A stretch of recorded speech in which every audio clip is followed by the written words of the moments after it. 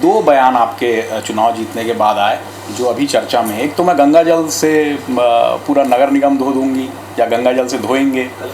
दूसरा एक बयान था पुरानी फाइलें खुलवाऊंगी। आपको जनता ने बनाया है जनता की समस्याएं दूर करने के लिए। गंगा जल, फाइलें खुलवाऊंगी, ये थोड़ा नहीं लग रहा है आपको कि बदलेगी राजनीति? देखिए, मैं आपको बताती हूँ हम पार्षद जो निगम का जो चुनाव हुआ उसका परिणाम आया, उसके बाद हमारे आदरणीय नेताओं ने हमको कुंभ स्नान के लिए हमको लेके गए और ये स्वाभाविक है कि हम स्नान किए तो हम अपने साथ गंगा जल भी लेके आए हैं और ये अपनी अपनी आस्था का विषय है, हमारा सनातन धर्म है।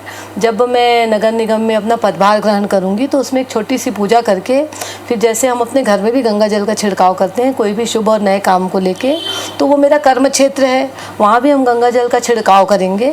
और दूसरी एक बात आपने कही कि फाइलें खुलवाने की बात, तो जब हम विपक्ष में थे और हमको सामने में जब भ्रष्टाचार दिखता था और उस भ्रष्टाचार को हमने बाकायदा प्रमाण के साथ उजागर किया, तो ये मेरा दायित्व भी बनता है कि मैं अब उन भ्रष्टाचार को लेकर अगर मैं चुप बैठ जाऊंगी तो ये ठीक नहीं रहेगा।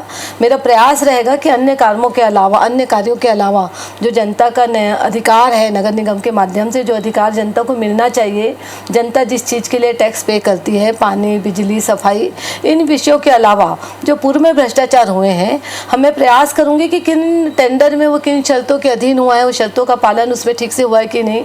आने वाले समय में जो अधिकारी हैं जो गलत काम करते हैं, उनके मन में डर व्याप्त होना चाहिए कि कभी भी कोई भी फाइल खुल सकती है, तो वो फिर अच्छा काम करेंगे।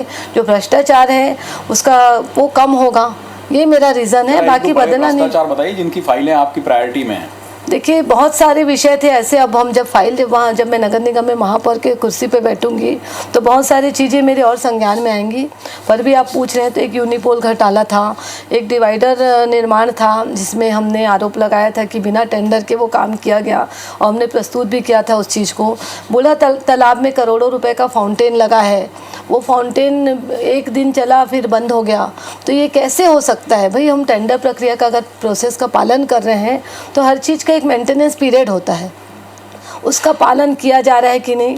ये ऐसे छोटे छोटे उदाहरण हैं, आने वाले समय में और आपको स्पष्ट हो जाएगा। कि आपने कहा था कि एक बड़ा घोटाला सफाई घोटाला हुआ है कि जितना पैसा केंद्र से या दूसरी योजनाओं के तहत आया, लेकिन उसमें कुछ भारतीय जनता पार्टी के भी बड़े पार्षद शामिल थे, इसलिए उसकी जाँच किस तरीके से हुई, क्या हुआ? देखिए, सफाई व्यवस्था में भ्रष्टाचार की बात हम हमेशा करते हैं, मगर मुझे समझ में नहीं आता इस भ्रष्टाचार को रोकने से किसने किसी को रोका है। नगर निगम में शहर की सरकार थी, ठीक है, ये आप कैसे कह सकते हैं?